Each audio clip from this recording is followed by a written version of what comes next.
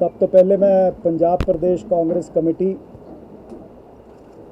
ते अपने अमृतसर दे शहरी ते देहाती दे प्रधान ते इत्थे दे जिहड़े मैंबर पार्लीमेंट ने गुरजीत सिंह औजला साहब का बहुत बहुत धन्यवाद करदा हाँ कि उन्होंने अज इत्थे दी मीडिया नाल रूबरू होने का मौका दिता। सारे बड़े पुराने दोस्त ने मेरे, बख्शी जी, बस्सी जी, विकास सोनी जी, मिठू मदान जी ते होर सारे मन्ने परवन्ने सज्जन जिन्ने भी कांग्रेस पार्टी के इत्थे बैठे ने, मैं आप सब का बहुत बहुत धन्यवाद करदा हाँ। गल दरअसल ये है कि देश के अंदर जिहड़ी देश की अर्थव्यवस्था हैगी है, उस अर्थव्यवस्था के उत्ते बहुत वड्डा हमला वारी वारी किया जा रहा है। केंद्र की सरकार, नरेंद्र मोदी आदरणीय प्रधानमंत्री, ये बड़े सालों तो 10 सालों तो देख रहे हैं कि उन्होंने दे जिहड़े चुनिंदे उद्योगपति हैं, चुनिंदे उद्योगपतियों नूं किवें फेवर किया जाए, किवें मदद की जाए। देश की अर्थव्यवस्था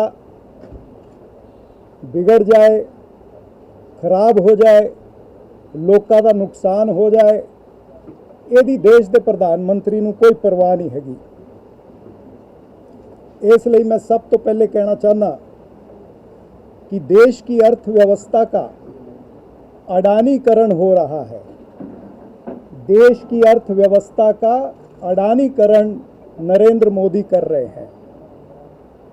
प्रधानमंत्री का सपना Adani is India, India is Adani, ये देश विदेश में ये मैसेज देना चाहते हैं। मोदी, अडानी ते सेबी ये सारिਆਂ ਦੀ साठगांठ हैगी है। तो एक मुहावरा हैगा कि दाल में कुछ काला है, पर इत्थे दाल में कुछ काला नहीं, पूरी दाल ही काली हुई पई है।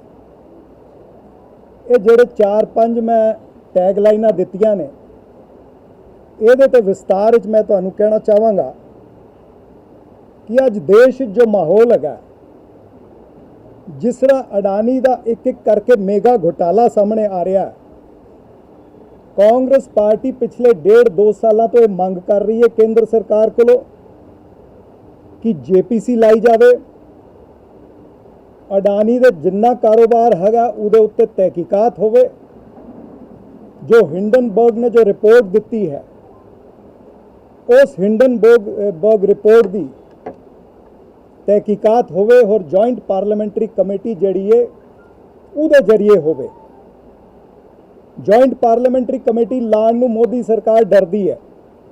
हालांकि जॉइंट पार्लीमेंटरी कमेटी का चेयरमैन रूलिंग पार्टी का होगा, JPC के ज़्यादा तो ज़्यादा मैंबर जिहड़े होंदे ने, मैक्सिमम मैंबर और रूलिंग पार्टी के होंदे ने, सत्ताधारियों के होंदे ने। फिर भी सत्ताधारी पार्टी डरदी है, उन्होंने मन च डर हैगा कि अही किते फस ना जाइए। ये क्यों डर हैगा? क्योंकि दाल में कुछ काला नहीं, पूरी दाल ही काली है। जे तुसी अडानी दे कामकार वेखो, इस देश के जिन्ने बंदरगाह हैगे ने, इस देश 6 हवाई अड्डे, सीमेंट दियां कंपनियां, बिजली वाली कंपनियां, रेल और अनेक सारे जिहड़े PSU हैगे, जिहड़ी नवरत्न कंपनियां हैगियां इस देश दियां, जो पंडित जवाहरलाल नेहरू के टाइम तो लैके डॉक्टर मनमोहन सिंह के टाइम तक जो नवरत्न कंपनियां बनियां ने, वो नवरत्न कंपनियां नूं एक एक करके अडानी नूं दिता जा रहा है। और अडानी नूं ये काम देण ते असी इन्ने खिलाफ नहीं है, लेकिन गल ये हैगी है कि अडानी नूं ये कंपनियां दित्तियां जाण, इहदे लई देश की एजेंसियां का भी वापर हो रहा, देश की एजेंसियां का भी यूज हो रहा।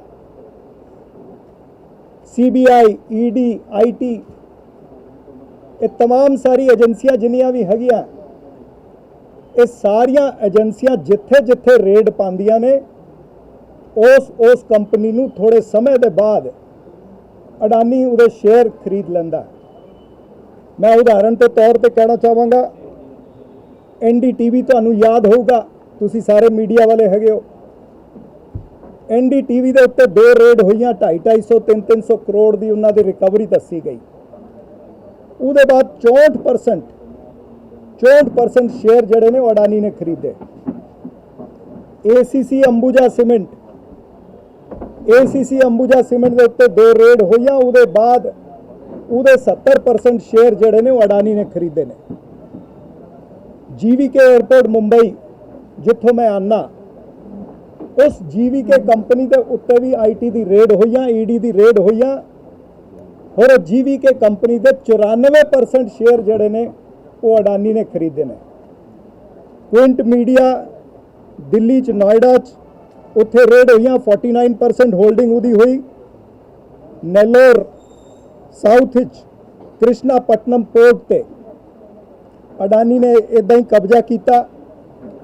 सो कहण दा भाव यह है कि देश दी एजेंसियां IT, ED, CBI जिन्हां दा काम हैगा कि निष्पक्ष उन्होंने अपनी कार्रवाई करनी है, वो नरेंद्र मोदी दी सरकार दी, इस देश के शाह और तानाशाह दी पिछलग्गू बनिया हुई ने, उन्होंने दे पिट्ठू बनिया हुई ने। ये सारिया एजेंसियां शाह और तानाशाह के सामने घुटने टेक दिया ने। शाह और तानाशाह ऑर्डर देंदे ने, रेड होंदी है और उस कंपनी नूं अडानी खरीद लैंदा है। ये जिहड़ी मोडस ऑपरेंडा बनी हुई है, इस मोडस ऑपरेंडा के खिलाफ देश की एजेंसियां के गैर वापर के खिलाफ कांग्रेस पार्टी आज सारे देश के अंदर प्रदर्शन कर रही है। इत्थे तक ही चीज़ां नहीं रुकदियां। देश दियां वड्डियां कंपनियां LIC, state bank of India, bank of Baroda जिहड़े नैशनलाइज बैंक ने, इन्हां दे उत्ते भी शाह और तानाशाह दी तानाशाही पूरी तरह चल रही है। LIC नूं कहा जाता है कि तुसी अडानी दे FPO च, उन्हां दे IPO च 300 करोड़ रुपया इन्वेस्ट करो। SBI 200 करोड़ रुपया इन्वेस्ट करता है। SBI एम्पलॉयज़ पेंशन फंड जिहड़ा वर्करां दा, उन्हें एम्पलॉयज़ दा उन्हां दे फंड हैगा, उसका भी 200-250 करोड़ रुपया निवेश उत्थे कर दिंदा है। ये समझो कि नैशनलाइज बैंक जिहड़े ने वो मोदी सरकार के अंडर अडानी दे ATM बने हुए ने। कांग्रेस पार्टी नैशनलाइज बैंक और साडियां जिहड़ियां एजेंसियां ने जो सरकार दी पिछलग्गू बनन गिया, उन्हां दे ATM बन के काम करन गिया, तो असी निश्चित रूप से हम सड़क से लेकर के संसद तक हम उसका विरोध करेंगे। इतना ही नहीं, बांग्लादेश, श्रीलंका, ऑस्ट्रेलिया, इजराइल, ये तमाम सारे देशों में जब जब प्रधानमंत्री गए हैं या जहां भी विदेश गए हैं, तो प्रधानमंत्री साहब ने अडानी का फायदा करने का प्रयास किया है। 2-3 उदाहरण के तौर पर मैं तुहानूं दस्सां कि बांग्लादेश नूं अडानी बिजली देंदा है, उस बिजली का उत्पादन झारखंड च हुंदा है। झारखंड बिजली उत्पादन करन लई कोला जिहड़ा हैगा वो ऑस्ट्रेलिया तो आंदा है। ये अरेंजमेंट जिहड़ा ये पूरे देश के अंदर एको कंपनी नाल भारत सरकार ने कीता, वो अडानी नाल कीता। यानी कोयला कहीं से आता है, ऑस्ट्रेलिया से, झारखंड में बिजली उत्पाद होती है, बांग्लादेश में बिकती है। ये मात्र अडानी को ही फायदा क्यों, दूसरे उद्योगपतियों को या दूसरे उद्योग को क्यों नहीं, ये बहुत बड़ा सवाल है। श्रीलंका में वेस्ट कंटेनर टर्मिनल, भारत की सरकार उसको फाइनेंस करने का प्लान करती है। भारत की सरकार श्रीलंका को कहती है कि इसके ऊपर जितना इन्वेस्टमेंट होगा वो हम करेंगे, लेकिन जो कंपनी उसको चलाएगी वो अडानी की कंपनी होगी। ये श्रीलंका के फॉरेन मिनिस्टर ने खुद कहा कि भारत सरकार की ये शर्त है कि टर्मिनल के लिए हम इन्वेस्ट करेंगे, लेकिन चलाएगा इसको अडानी। तो जिस तरह से हम देख रहे हैं कि देश और विदेश के अंदर सिर्फ अडानी समूह को मदद करने के लिए केंद्र की सरकार काम कर रही है। इजराइल के अंदर जो ड्रोन बनते हैं, उस ड्रोन वाली कंपनी के साथ अडानी का उन्होंने पैक्ट किया। ये ड्रोन हमारी मिलिट्री को, नेवी को और एयरफोर्स को दिए जाएंगे। ये ड्रोन मात्र वहां से इंपोर्ट करके, उसके पार्ट इंपोर्ट करके यहां पर असेंबली होती है, लेकिन उसका कॉन्ट्रैक्ट अडानी को दिया गया। कहा गया कि ये हमारा स्टार्टअप है। एक एक करके इस देश के अंदर इस तरह के काम हो रहे हैं कि मात्र एक या दो उद्योगपतियों को, जिसे हम A1 और A2 कहते हैं, उन्हें फायदा पहुंचाने का काम होता है। और जबरदस्ती औने पौने दाम पर अडानी किसी भी समूह का कोई भी चीज, कोई भी बिजनेस को कब्जा कर सकता है। यानी ये ट्रेड टेररिज्म केंद्र सरकार के नेतृत्व में अडानी समूह को मदद करने के लिए ये ट्रेड टेररिज्म या उद्योग में टेररिज्म चल रहा है। हिंडनबर्ग ने 1.5 साल पहले भी रिपोर्ट दी। हिंडनबर्ग ने बताया कि अडानी के जरिए से, उसकी कंपनी के जरिए से किस तरह से राउंड टिपिंग होती है, किस तरह से काला पैसा इस देश से घुमा करके बाहर से वापस लाया जाता है। लेकिन उसके ऊपर कोई तहकीकात इस सरकार ने नहीं की। सुप्रीम कोर्ट के कहने के बावजूद सुप्रीम कोर्ट ने कहा कि 24 कंपनियां हैं, सेबी को 24 कंपनियां बताई गई। 24 कंपनियों की तहकीकात 2 महीने तक होनी चाहिए। आज 18 या 19 महीने हो गए हैं, सेबी उसकी तहकीकात ठीक से नहीं कर पाई है। और अभी हिंडनबर्ग ने यह भी जाहिर किया, प्रूफ दिए कि सेबी की जो चेयरपर्सन है, जो महिला है माधवी बुच, वो खुद कॉम्प्रोमाइज्ड है अडानी ग्रुप के साथ में। यानी माधवी बुच की खुद की कंपनियां वो निवेश अडानी या अडानी से जुड़ी हुई कंपनियों में करती आई है, और आज से नहीं, अनेक वर्षों से करती आई है। 2017 में जब माधवी बुश सेबी की सदस्य बनी, या फिर माधवी बुच जो सेबी की बाद में चेयरमैन बनी, तब भी उनकी कंपनियां डायरेक्ट या इनडायरेक्ट निवेश अडानी या विनोद अडानी की कंपनियों में कर रही थी, या उन लोगों के साथ में काम कर रही थी जो अडानी की कंपनियों को मैनेज करते हैं। यानी एक तो वेस्टेड इंटरेस्ट उसमें आ गया, दूसरा ऑफिस ऑफ प्रॉफिट आ गया।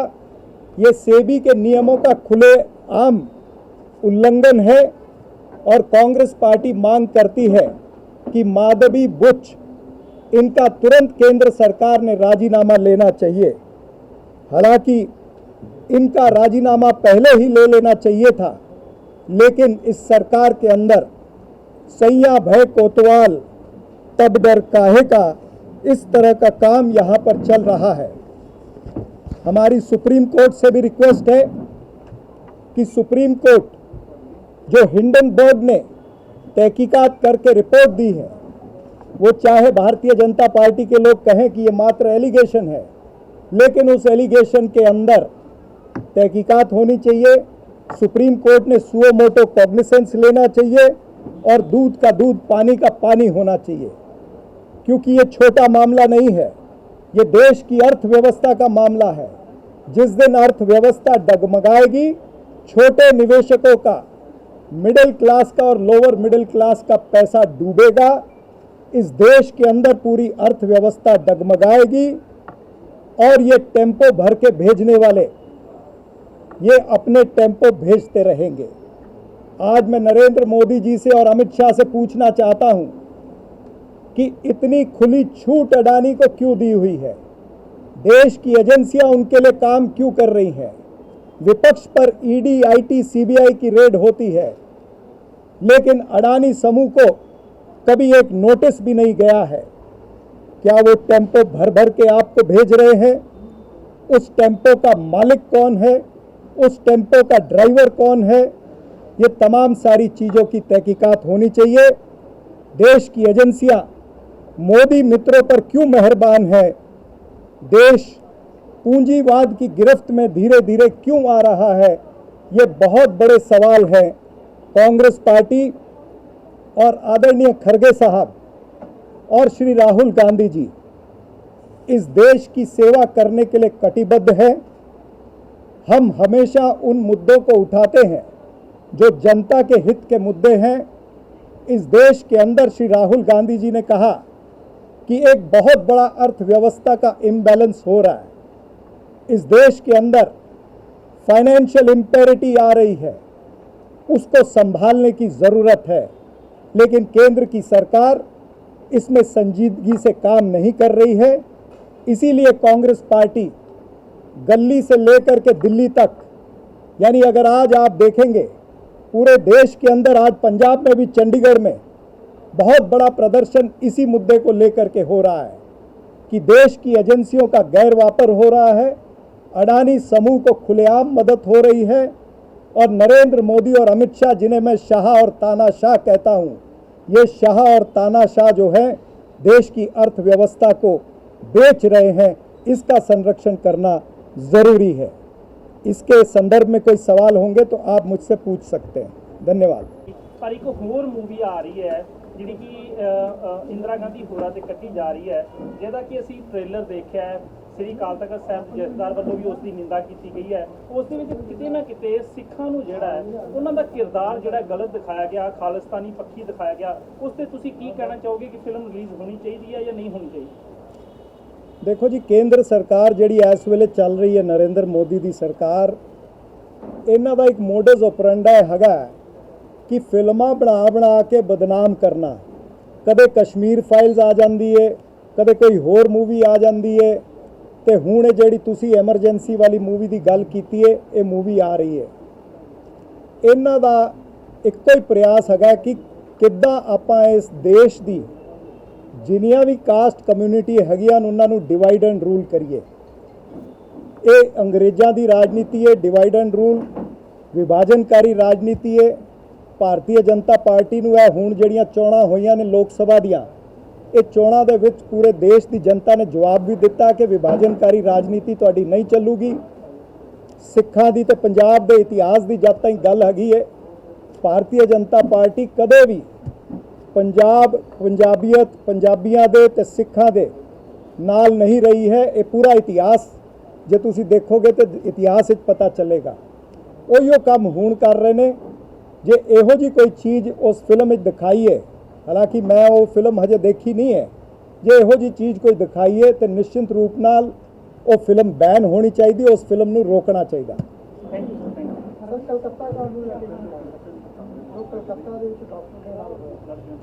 कलकत्ते च जो डॉक्टर नाल होया बहुत गलत होया। कांग्रेस पार्टी ने, श्री खड़गे साहब ने, राहुल गांधी जी ने उहदे ते रिएक्ट भी किया।